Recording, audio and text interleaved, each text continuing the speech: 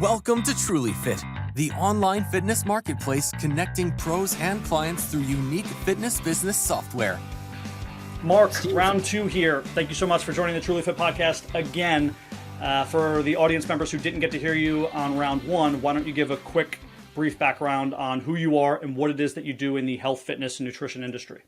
Steve, thanks for having me back on. I'm really excited to chat. I think we just got into it last time, and we must have talked for like an hour and a half back and forth about like every which way, nutrition, fitness, how to market this stuff and all that. So I'm excited to be on again. My name is Dr. Marc Morris. I have Ph.D. in human nutrition. I've been in the training, powerlifting, nutrition space since about 2008, working with clients since 2010. I kind of laugh at the pandemic and people going online because I've been sitting in front of a computer listening or talking to anyone that'll listen about nutrition and fitness stuff for the last decade, and am just really passionate about sharing what I know, not only to individuals that want to improve their health, but also coaches looking to include nutrition coaching into their practice, which is a relatively new field, as well as, people that just full on want a nutrition coach and help others with their passion. So that's who I am. Tell us a little bit about your program. Is it a program that you, let's say, graduate from? It's a certain number of weeks that they go through your course. Is it they have to pass particular tests to go through it? How does your course run from that perspective? Yeah, so at the end of our 12-week program, you'd be a certified online nutrition coach. And the main, check mark or test is a practicum at the end of working with an actual client under my supervision, going through the steps of everything that we built out over the 12 weeks in terms of, we answer just about every question in terms of, what questions do I ask at the beginning in the intake process and get people interested, and how do I set them up and assess what's holding them back from their goals, and what do I need to prescribe for them to get results, and how do I coach them on a week-to-week basis? How do I graduate them? How do I have those tough conversations when things aren't going so well, but also how do I keep people engaged when things are going well? And then how to pull social media content from this stuff so you can continue to grow your business. And we do that all over 90 days. And at the end, it all kind of wraps up with working with an actual client for the last 4 weeks.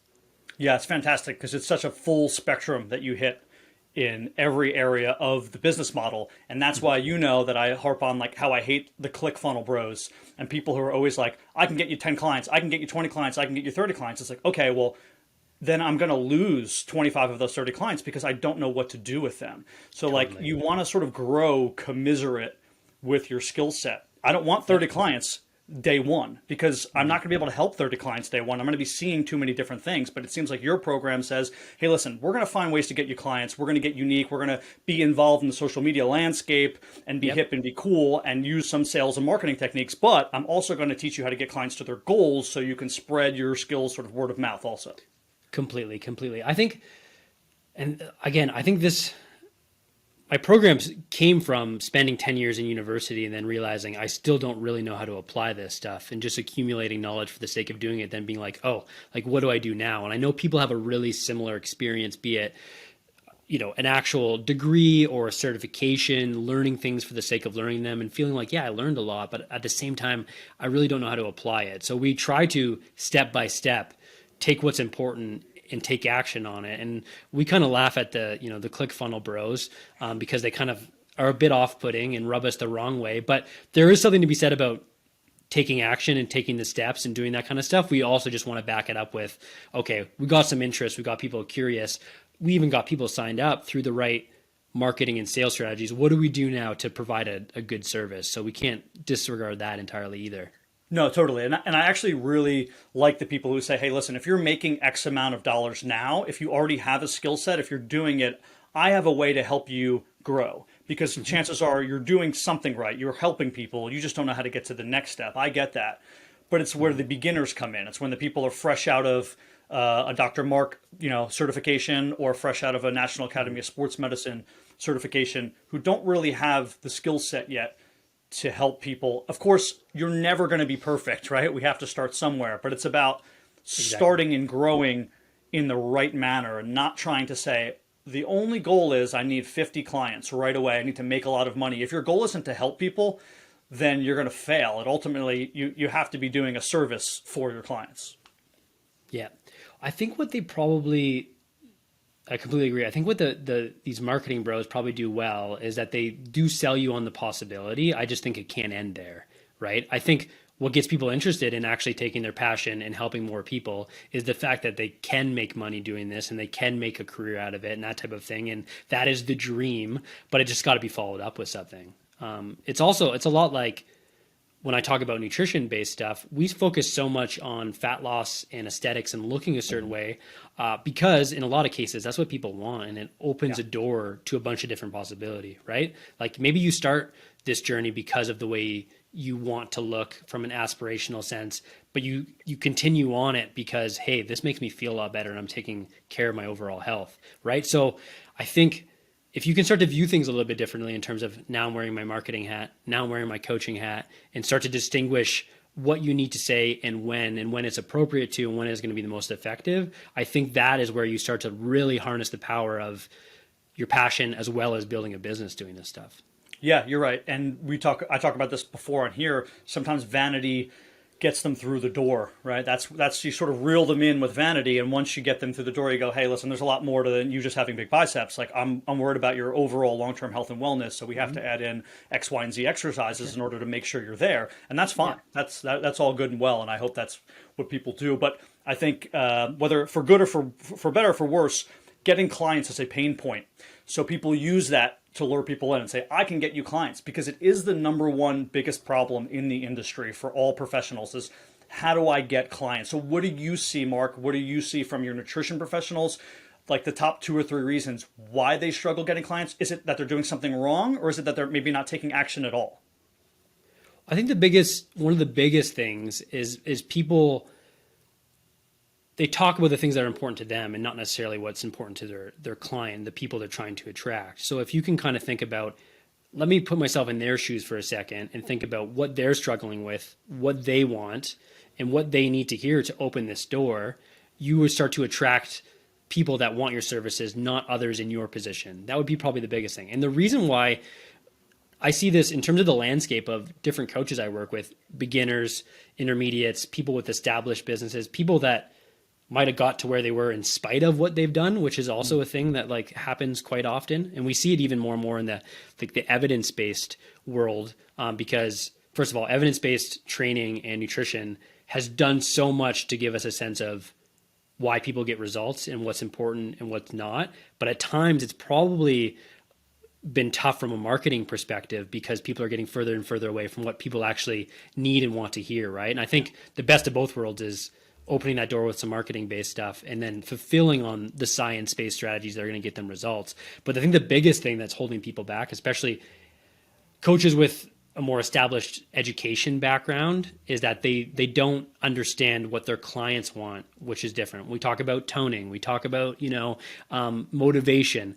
Your clients think that they want to tone and want to look a certain way, and they feel like a lot of times what's holding them back is that they have no motivation. And if you try to convince them that you don't actually need motivation, you've already lost them.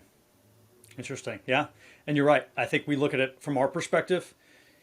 And some of us who have been training and working out, personal trainers, let's say, every day, we're looking at things totally differently. We enjoy exercise too, right? We look forward to it. I talk about this all the time. I wake up in the morning. I didn't get to work out today. If I would have run in the morning like I planned to, things got in the way, I would have felt better now, right? So I'm angry that I couldn't work out, where vice versa, you have clients who are dreading it, who hate exercise. And then same thing in the nutrition industry. You have people like Mark, he can't wait to eat this proper meal that he planned for himself, that he went to the grocery store on Sunday and prepared this great meal, where you have somebody else on the other end of the spectrum who's dreading having to eat that salad because they want to eat the burger. And we have to put ourselves back into that place and say, they haven't got past that point where this is enjoyable yet. And I have to explain that to them, that it becomes enjoyable. I actually enjoy eating vegetables. If I go a weekend without eating 30 grams of fiber, I feel like a disaster. I don't know if you're using an example, Steve, but am I talking to like cranky Steve today, or did you did train this morning? No, you're talking to cranky Steve today. Yeah. So Steve was planning on running this morning, and a client was a half hour late to an appointment, and Steve didn't get his run in. So Steve is going to be a little bit cranky. That's fine. It's a pretty good Steve still, all things considered. Yeah. I'm not like, yeah. And Yeah, I like this, Steve. I think that's the biggest thing is that, yeah, I enjoy exercise. I like doing these things. I would be doing this stuff with or without a business or any of that stuff. I truly enjoy it. And the people that we're trying to help and reach aren't the same way. And it's finding ways by actively listening and exploring how they feel and what they want to accomplish where we can most effectively reach them. And I think that is overlooked time and time again, is that these people that have a hard time acquiring clients, be it now they're on their own or they're doing their own thing. It's different like if you're in a corporate big box gym environment where maybe leads come to you and you got to be a really good salesperson. That's different, but the people are around you. In this sense, to attract them using social media, we just got to get a better sense of what they want and what they want to accomplish. Yeah, I find that people also don't like to be salesy. I am one of them. And I know that you talk a little bit about this, like how to get around that. I feel that one thing that I say to young personal trainers who say like, I'm being salesy is, someone's coming to you or wants to come to you for you to solve a problem for them. You're not necessarily a salesman. You're a fixer. You're trying to fix this problem. You're just giving a little bit of information, letting them know that you can fix their problem. You're bang on. You got to shift that mindset from selling to helping. And you're no longer like, if you don't talk about how you can help them, in be it like a sales way or whatever, they're never going to get that opportunity to work with you.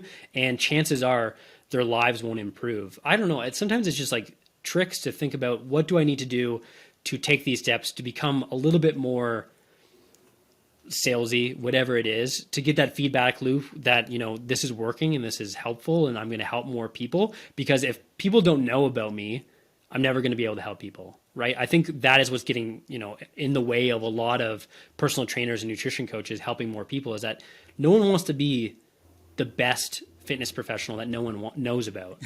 And to do that, like, you need to focus more on these marketing skills, which is communicating how you help, and these sales skills, which is taking people from interested and turning them into, paying clients so that you can truly help them in the best way possible. I've never had anyone ever come to me and say, Mark, you posted that recipe and it completely changed my life. It's like, no, it happens through them working with me for 3 to 6, 9 months, where we truly can remove the barriers for what's, getting in the way of their health. And the only way I can do that is selling them into something that's going to help them do that. Yeah, it's essentially a job application. That's all you're doing, right? In a way, you can rephrase it like, I'm sending in my resume. And this is my resume. This is how I can help you. And you don't see your resume as salesy. You see your resume as describing who you are, what you can potentially be for the company. That's all it is. It's just your marketing pitch is your resume for individual potential customers. Completely. And I think it's just an opportunity. It's just an opportunity to talk about how we help and what we do. I don't know. I come from a place where I did not like talking about myself. I did not like selling anything. I think I like the outcome of selling, but the process of it was really, really daunting in terms of like, how do I go through it like that? I think one of the things that I've done to overcome it is that I really got to trick myself into thinking, if I don't do this, someone else much worse than me, with less education, less passion, much less equipped to help this person, is going to do it. So why wouldn't it be me? Touche. Yeah. And I mean, that's not really a trick. You're not lying, because that is the case. More likely than not, is somebody else who might have a slightly better sales pitch, but less actionable skills to help the client, is going to reel them in, which then leads the client down this never-ending cycle of then finding somebody else who might also have really good sales but can't actionably help them, and you could have got them 2 months earlier and had them on the right path.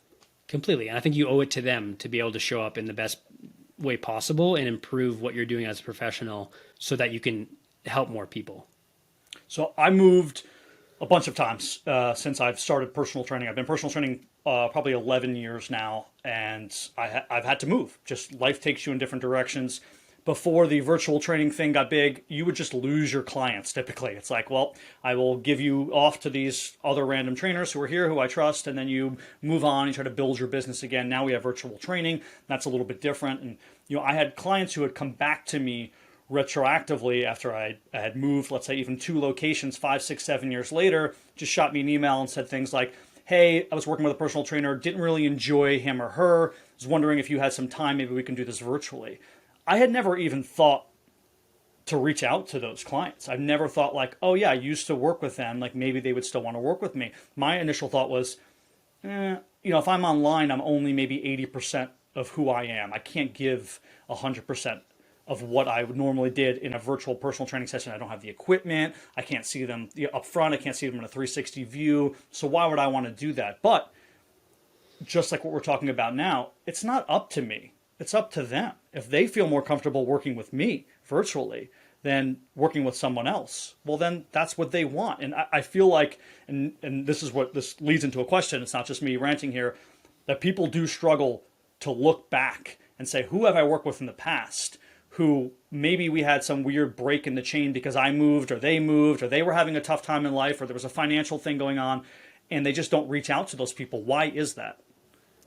This is such a really good insight and good question. And I think there's two things here. Number one, I think the one lesson is that we can't assume what people want. I think when we do that, we shoot ourselves in the foot almost immediately. Be it like another thing, we can talk about industry faux pas and stuff, but I talk probably more about this on the back end of my coaching process and not as publicly as I should. But I have clients that pay me monthly, that don't check in, that they don't follow up. And yeah, I think industry wise, if I was to listen to everyone else, they'd say, you can't take their money. You're not using their service. They're not doing that kind of stuff. It's like, well, first of all, I have no idea where this person's coming from. Maybe them paying me is their attempts to improve their health.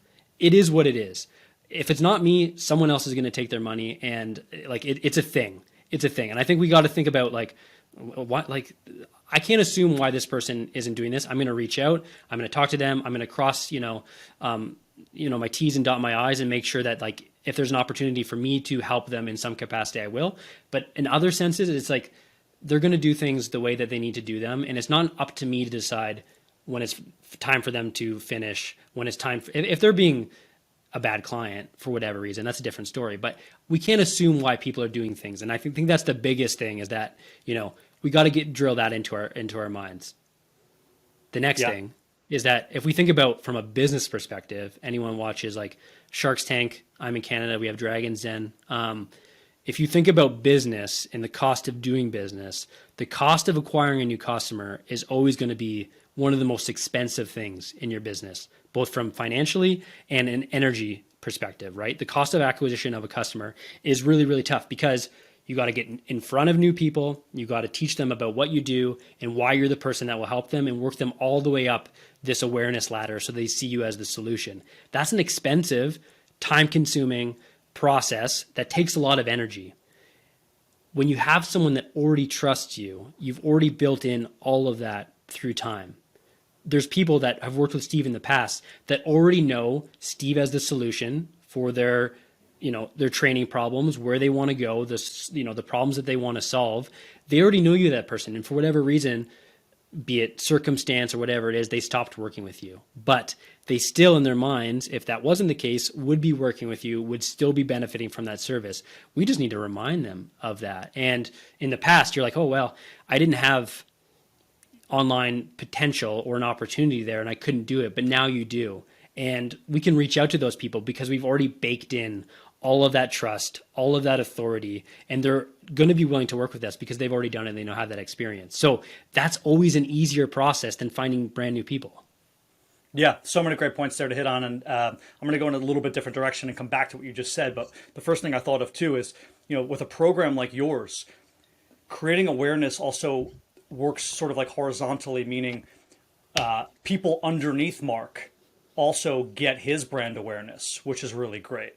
So sometimes partnering with other people or being underneath the guise of something else helps build that awareness, right? So it could be a certification, could be whatever your learning is, right? If I have a degree from Yale, I'm automatically, that awareness level, sort of that trust level is higher because I have that individual thing. But that like we just talked about, though, also you need to still build that personable connection. They still need to know who you are. And if you've already done that hard client acquisition awareness, both financially and from your energy and efforts on the front end, why do you want to pass that up? You basically, if you're talking 1 to 100, 1 being you've put in no effort, 100 meaning you're putting everything in, you have all of these like clients sitting around in your emails who you already are at like 70 or 80% with. You just got to fill that extra 20.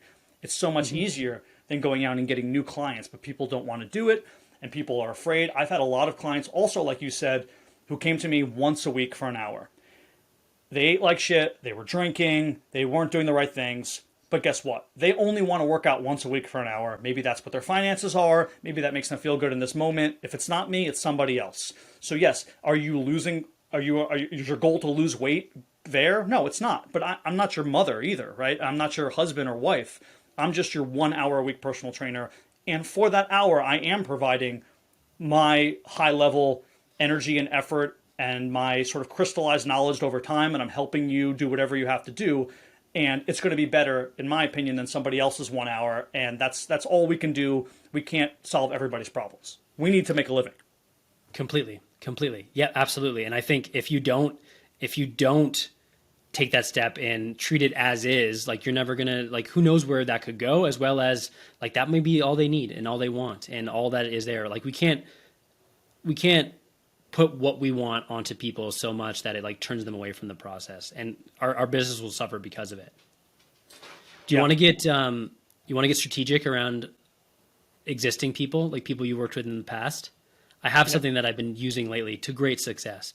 It's called, you don't want to show up to a party empty-handed, right? You don't want to just show up to as an invited guest with nothing to offer someone. When you have someone you've already worked with, you've baked in all this trust, they're probably going to be willing to work with you in the past. Number one, you just need to be present and be top of mind. So reach out to them, but just don't reach out to them thinking like, hey, I thought maybe you'd want to go like get back on personal training, let's do it.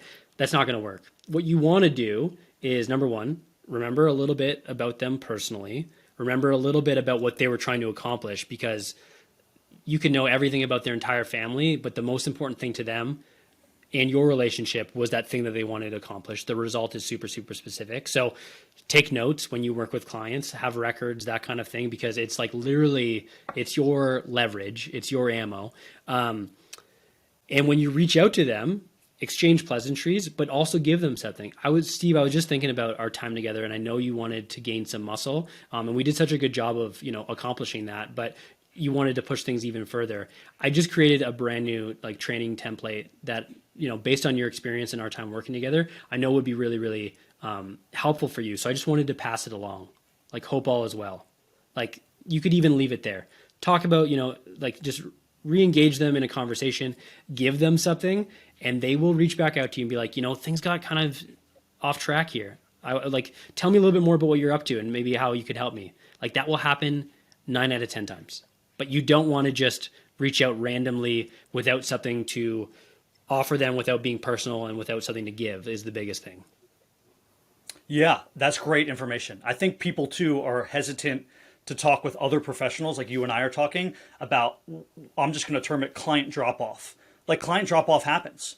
People just go ghost, whether it's finances or they know deep inside that they're not completing the program, so they feel embarrassed about maybe not making progress. They're not blaming you. They feel embarrassed, right? So there's a host of reasons we can't assume, like Mark said, that these clients dropped off. So it's always good to extend that olive branch and say, hey, Tom, I remember your goal was to get from 185 down to 170, but you'd sprained your ankle and we couldn't really get there at the time because you weren't able to do any sort of cardio because of the ankle issue. Just wondering how the ankle is, how the wife is. By the way, I'm virtual training, so if you'd ever like to start back up, I can send you my schedule, hope all is well. You're going to typically get these people, and I think people are hesitant to do it. Maybe on both sides, I really feel like it's a psychology thing where you blame yourself for the loss of the client, so you push it out of your head. I don't want to think about it. I fucked up. And they think that they screwed the relationship up because they weren't keeping up with their end of the bargain, and you both just part ways. Wherein, no, this is just how it goes. There's an ebb and a flow. You try to quit cigarettes, you try to get on a really good diet, you're gonna fail. You're gonna take some downturns, and then you got to get back on the horse, as they say. Completely. I think this is so good and such a good conversation. I think it's important to have openly is that number one, 9 times out of 10, it has nothing to do with you. It's financial. It's they're not in the right place to be able to do on the things that they need to do. And I think good coaching, as opposed to training, good coaching will find a way to make that work. But that's probably a conversation for a different time. But it's usually never about you. It really, really isn't. I think there's also this kind of industry myth that when you work with someone over a set period of time, and you release them into the wild, they should be set for life. You've given them everything that they need to know. They know absolutely everything they need to do. They're in this good place. Maybe that's a bit more pervasive in nutrition than it is training, but you've completely set them up for success for the rest of their life, and they should be able to execute on that forever. We need to take a step back and remember the reason why 90% of the reason why this stuff works is accountability and expert guidance. Like it's not the education and the habits. It's the fact that someone signs up to work with you and there's some element of you being a taskmaster involved in it. There absolutely is. And we can't get around that. It's like, you put like a pot on the stove and it boils when you put it under heat. If you take it off the heat, it doesn't continue to boil. It stops. There's there's that element of that when we work with someone. So with that being said, there's going to be, you can't fix people forever, and people are willing and sometimes will come back to you. And that doesn't mean that you've failed them. It just means that maybe there's a new goal to go after. Maybe their situation's changed, and maybe they just need accountability and guidance. I've had people work with me for like 7 years straight. We don't focus on much different, but they just appreciate having someone to talk to, someone to set them like on the right path, someone to hold them accountable to what they need to be doing. And it works. And that is one of the biggest reasons why this stuff works, is that yes, there's the accountability piece, and you don't need to think about, you don't have to have all the weight of the world trying to fix someone and set them on their way and think that they're fixed and then it's all going to be done. It doesn't work that way.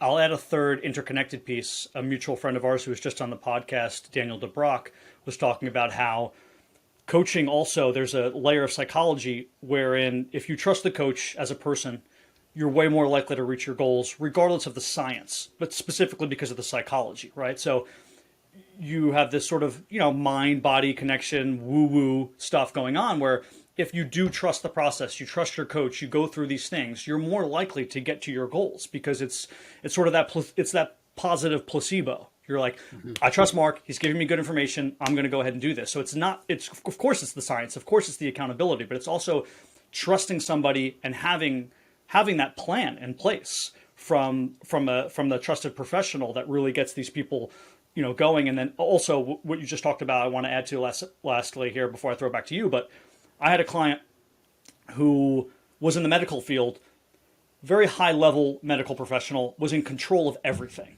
Every single day had to oversee a lot of shit.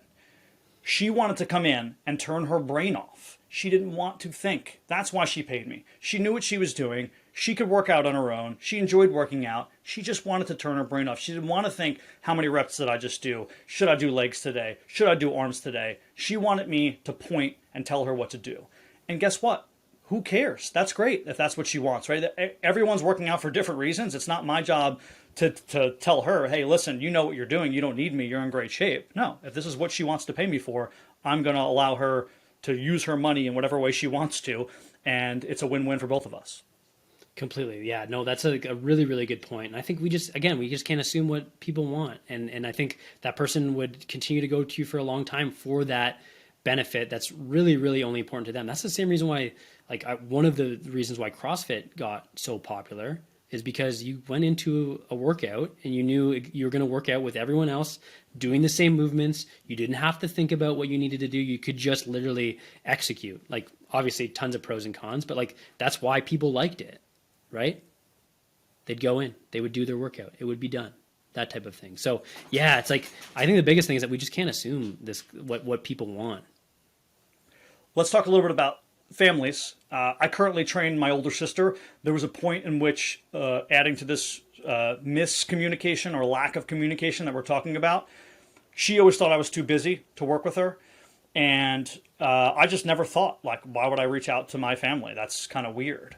And now we work out together. It's enjoyable. We get to catch up while we're talking via Zoom, and she gets a good workout in, and it's a win-win. She works from home, so it works out great. I feel like people are hesitant sometimes to reach out to family members, or family only want maybe free information, or it gets to be this weird, awkward situation. How do you get around that with your clients, and what are some tips maybe that you can give personal trainers or nutrition professionals? Well, I do work with a lot of in the online space, again, we talked about kind of like you need to find people through the social media content that you put out, that type of thing. Like you're not going to have a bunch of leads coming from you. And I think that's probably a misconception when people go online, is that like they think they'll just show up online and people will come to them and it'll work out. In some capacity it does, but in a lot of times you need to do the right things to put yourself out there. A lot of the beginners I work with, though, they need to tap into their social network at the beginning. Like they don't have any social credit built up in the training or the nutrition sphere. So they need to like tap on shoulders, put themselves out there and benefit from the people that are already in their social circle that see them as the person that's going to help them, because those people exist. If you watch what you eat and have lived a healthy lifestyle, there's already people that are looking to you for guidance and help. You just need to put it out there that you could help them.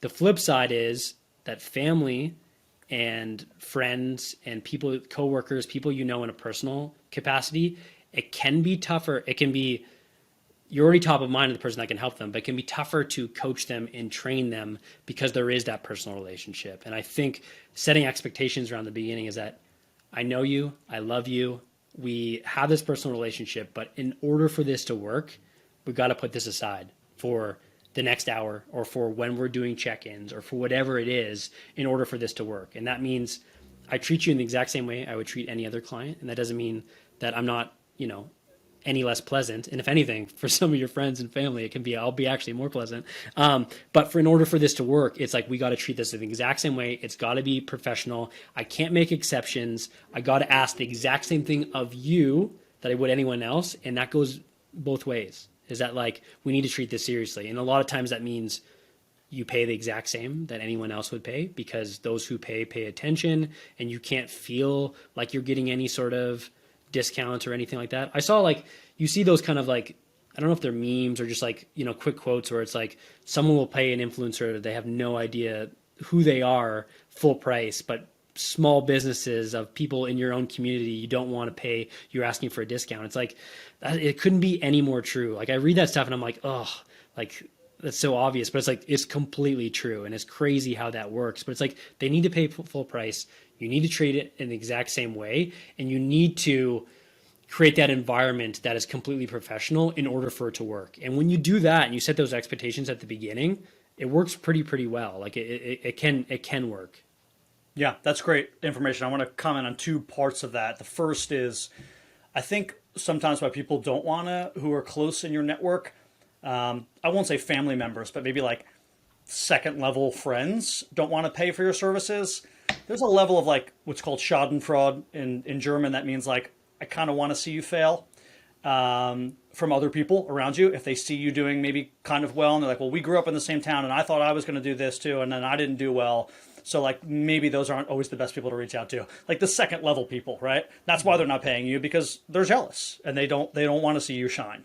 But going back to what you said first, I think is such a great point that if you like think about like people in your life who do something else really well and how much you would love to just like pick their brain about it. Like maybe you just know somebody, you're like, he's so good with finances. Like, I don't even know how he drives this car and has this house. And like, he's got these 3 real estate projects and he has all these things going on and he didn't come from money. Like maybe I just should like grab coffee with him and feel like, and just like sit down and be like, how do you do this stuff?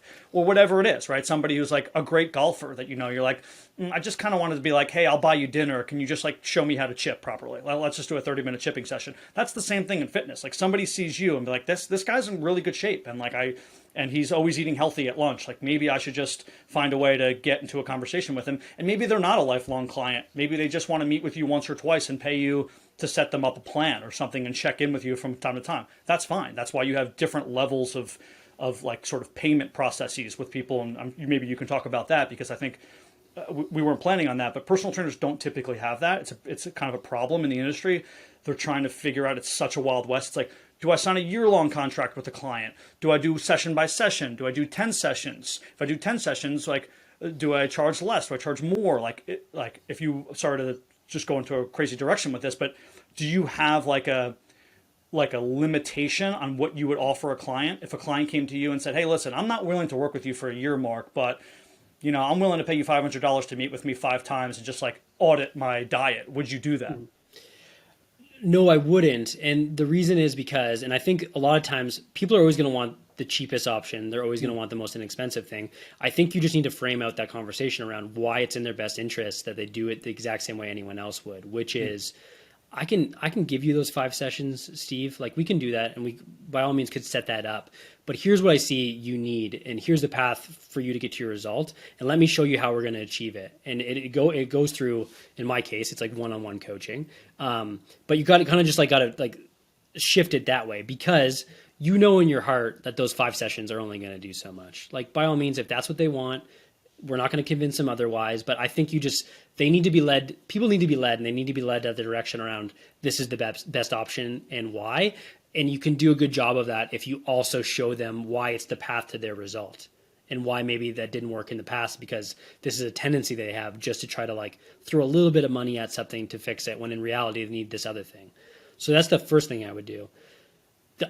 Talking to the other point around, well, I got a golfer friend who's really, really good at chipping. Maybe the pro golfer reaches out to someone. I think what we want to do from the beginning is try to get people just to raise their hands that they'd be interested in the thing that we have. So, on social media saying you guys know I'm interested in nutrition and fitness and I've been taking on clients. I actually have availability for a couple people that want to lose, 10 pounds before Thanksgiving. If this sounds like, something that you want, just send me a message and we'll chat. Getting people to raise their hands so we can start a conversation is always going to be more effective as opposed to us reaching out to people, right? Gotcha. We think about we're going full circle today. We talked about the ClickFunnels bros and the marketing bros and the MLM people, which are now just they message everyone, right? Everyone on their friends list. Do you want this thing? I have no idea if you want this serum, but I'm going to sell it to you anyway, kind of thing. I think it's just hey, if you love glowing, radiant skin, I got something you might be interested in. People are yeah, let's talk about it. Just starting a conversation around that stuff. And there's a psychology behind that too, right? Because if I reach out to you, then I know that I'm invested because it doesn't seem salesy, right? So I'm saying, hey, Mark, solve my problem. I'm doing the work. Yeah. We're just getting people to raise their hands that they want the thing that we could potentially help them with, right? And then we can start a conversation. So in that situation around, we were just talking earlier about I'm fixing up an Airbnb and I had a carpenter over who also happens to be a personal friend. I like any opportunity I have to chat with him and talk about things that I can fix things and he can take me under his wing. Absolutely, I'm going to do it. At the same time, I'm still going to pay him because it's the most effective way for both of our time and me to watch and observe and all that stuff. I think the next thing that's important is that we have a conversation around, well, I know you want to accomplish this. Why don't we talk about what that would look like and show them the path moving forward? And therefore they are now pre-sold on coaching because you've showed them exactly what you're going to do and why you've kind of baked in certainty around they're going to get this certain result. So we just got to have a process in place where it's number one, get people raising their hands. Number two, have a conversation around here's what that would look like. Let's talk a little bit more about what a coaching relationship would look like so that you can get this result. And then from there, it's those are the people from our social circle that are now invested, bought in, and want to work with us in a professional capacity. Yeah. And, the best part about all this is it's not nonsense. You're not lying, right? You're telling the truth. I'm not just trying to reel you in and saying, hey, I'm not going to just allow you to do 3 sessions because I'm making less money over the course of the year. You're really just not going to get to your goal. So it's different if they come back and say, you know what, I'm sorry, just don't have the time. If it's not you, it's somebody else. I have $300. I'm willing to do 3 sessions with you. If you don't want to do it, that's fine. If they come back with a strong rebuttal, fine. Then you have to change it. But it is, like you said, it's in our best interest. It's in their best interest to make sure we at least pitch, hey, listen, I get that I can just watch you chip the ball, once or twice or 3 times. We can go through the process and give you tips. But really, unless I'm there with you for the first year, it's not going to take. There's just too many repetitions and there's too much going on, too much movement, too much for me to teach. I just can't show you a video. I can't send you a few things. I've done this a lot. I've helped 30 different people with this one way that I'm doing it. And this is where I back myself from both a scientific standpoint and from a coaching standpoint. And that's all you can do. If the rebuttal is, hey, no, I'm not going to do that, well, then you go down that road.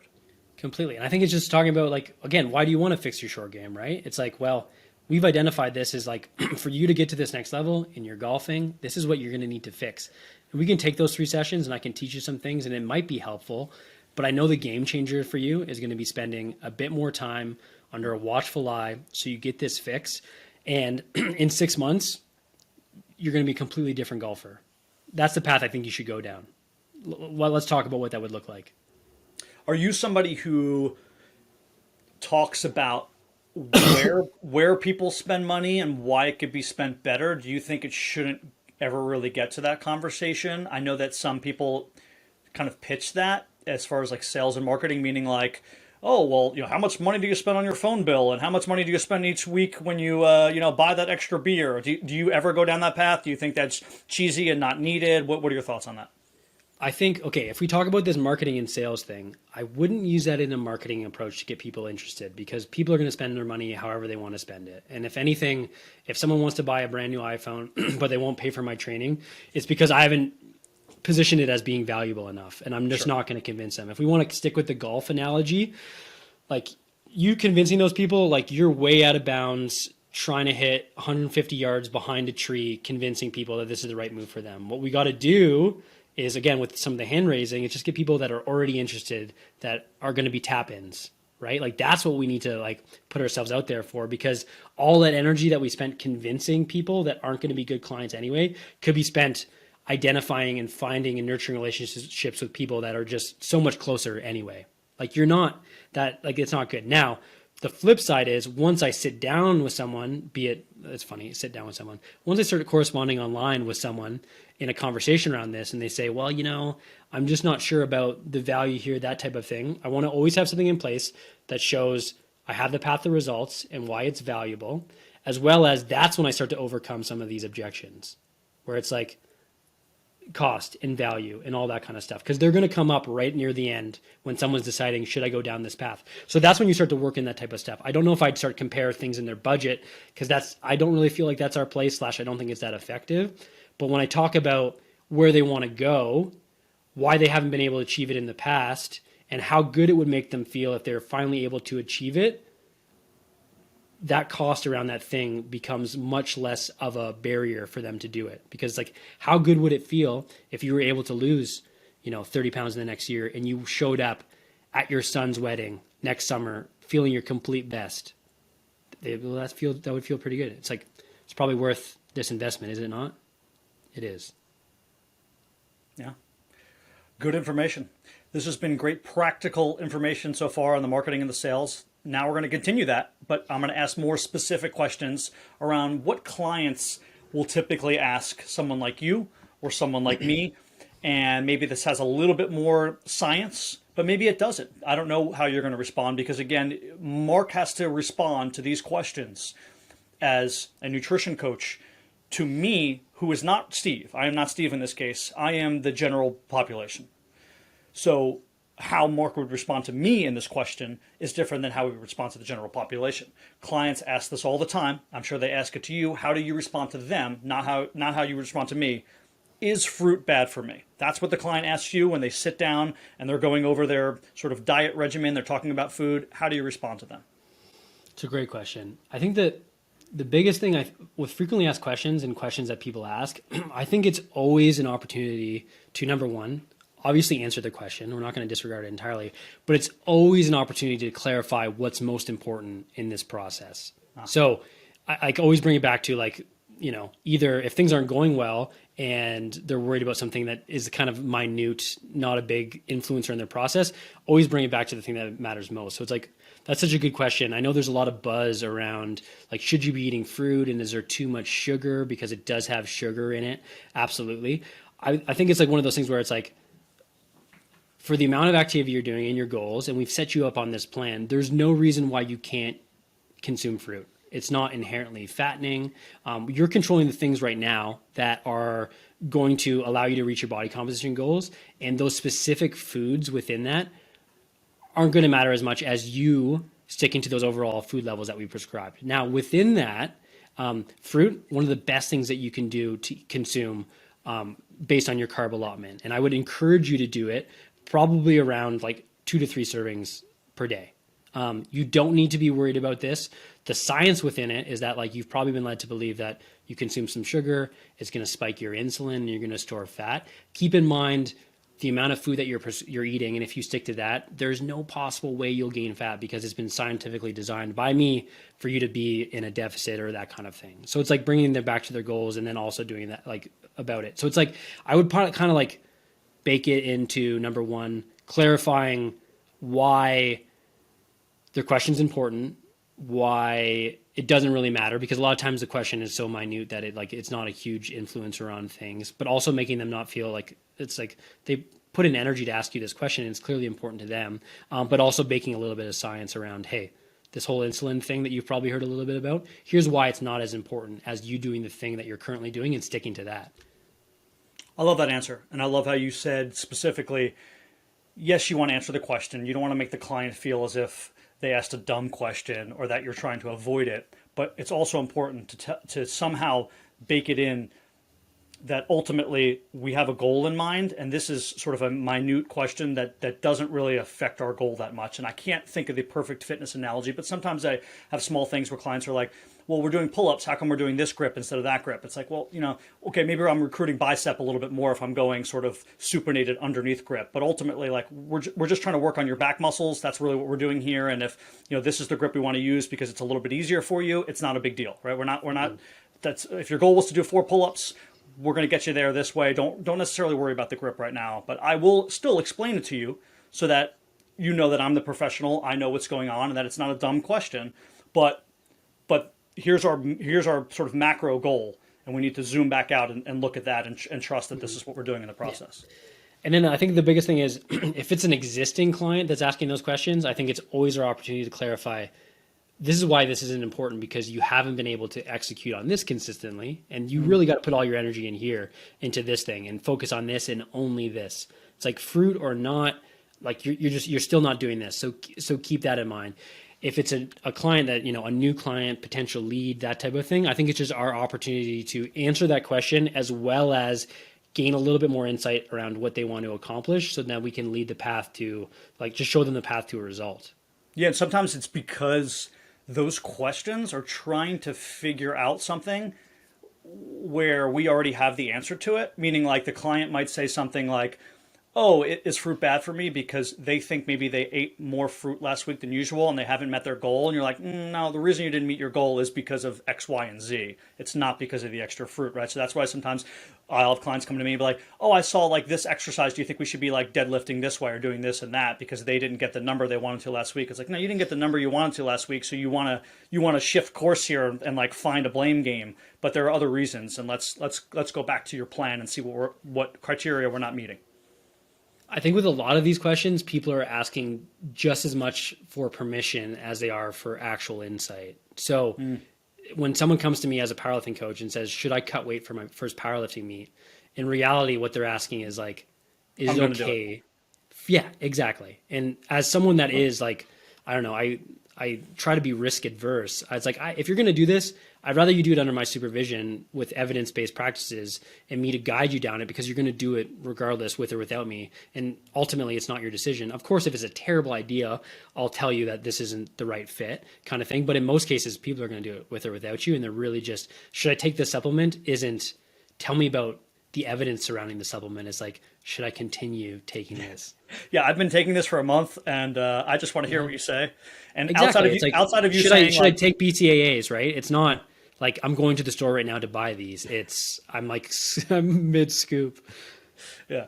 It's like when you ask your wife, you're like, what do you think about me buying a new car? It's like you've already contacted the guy at the car dealership and like you've basically done everything else except sign the final paperwork. Just want to hear what she's going to say.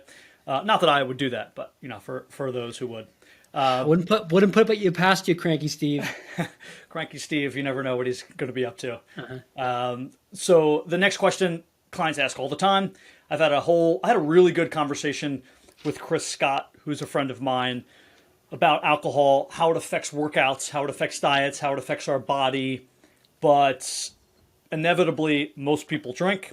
Most people are going to continue to drink. Outside of Mark working with, let's say, a high-level athlete who's willing to give it all up, people are just not willing to give up that glass of wine or two or the few beers with their friends on the weekends. So what we say, and from a very general basis, and I imagine that you're just going to piggyback on this, but maybe you have more specifics, is that, hey, listen, if you want to continue to drink, that's fine, but it's going to slow down the progress in getting to our goals. Is that what you tell clients who ask, or do you kind of go into more maybe science-based alcohol-related things? Yeah, and I probably would be even like a bit more like pro booze than that.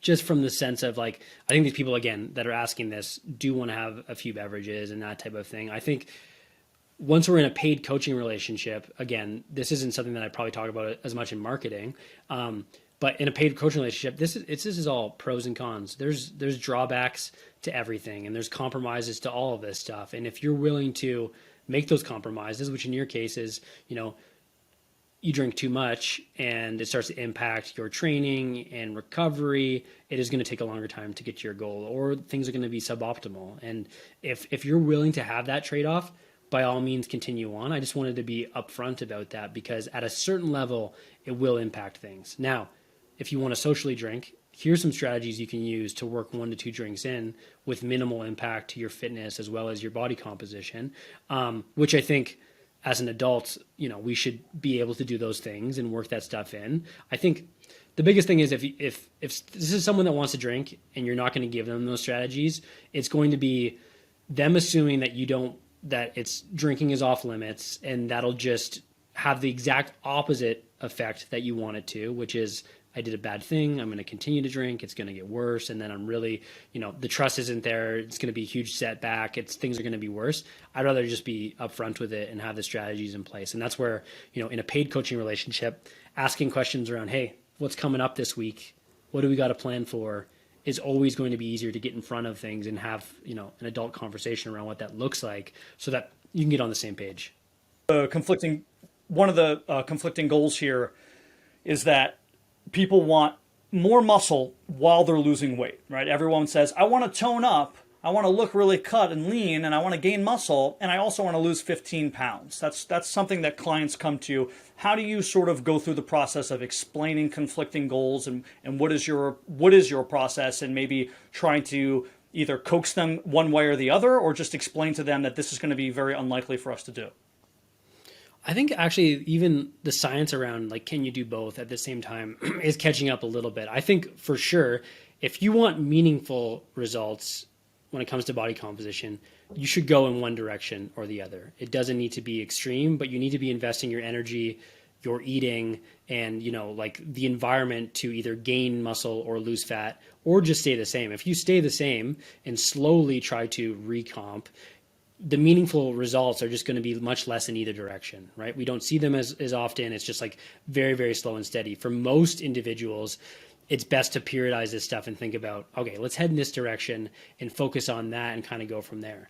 In reality, when people get started, they're going to want everything at every which time. And it's just, again, just like alcohol, explaining to them the trade-offs and the priorities of this stuff. And it's like, I know this is why you want this, but keep in mind, if you truly want to get to this place, the first place to start is for you to be gaining some muscle. And you might have to stay at your current level of leanness right now to achieve that. Now we can do this in phases, and I want to talk to you a little bit more about what that would look like, but that is going to be the best chance of you setting up for success. Now, you could do both at the same time, but it's just going to be painfully slow, and you're not going to feel like anything's working, and you may or may not hate me. And that doesn't sound like a good way for us to work together. So let me show you kind of what this would break down and look like roughly, because things change and timelines change, but that is going to be your best chance of success. And that's why I would encourage you to go that direction. That's a great answer. And I think, honestly, Mark, it's one of the biggest, most difficult questions that personal trainers deal with, because everybody wants that. And it's such a pain point. And obviously, we don't always handle their nutrition. But if you do have someone who's a nutrition coach and a personal trainer, it's also hard to say, hey, listen, you just like yell at them, like, you're not eating enough. Like, we can't do this. You can't be having 1,300 calories if your goal is X, Y, and Z. And I find it a pain point that I've dealt with in the past, and that a lot of other personal trainers deal with when working with clients. And I think that's a good way to describe it, and just say, hey, listen, your progress is going to be slow, little to nothing if you go about it this way. You're not going to like me. It's going to be a weird relationship. You just have to trust me, and we have to sort of figure out what's more important to you, go one angle, and then sort of work around. We'll get to your goal. It might take 4 months, but if we got to your goal the way you want, it's going to take 9 months, and it's not going to be fun.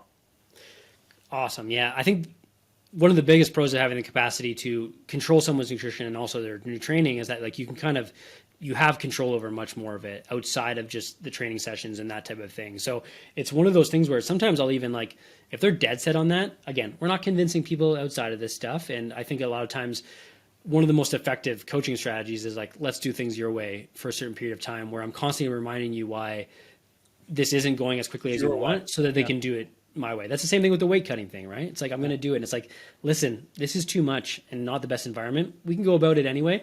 And I'm going to do my best to set you up for success, but I really wouldn't do it. Again, the decision's up to you.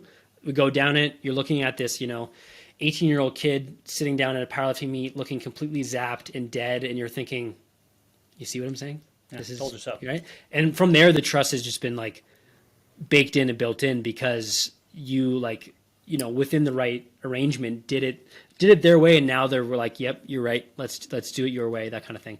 I think like, again, the majority, 90% of coaching and training is going to be reassuring people that they're on the right track and reminding them where they're coming from and where they're going and why they need to continue doing the things that they're doing. Like, it's not anything more than that. And if you can kind of continue to be like, hey, listen, you started at 180 and now you're at 184, and maybe it's a little bit slow, but we're heading in the right direction. You need to continue on this path.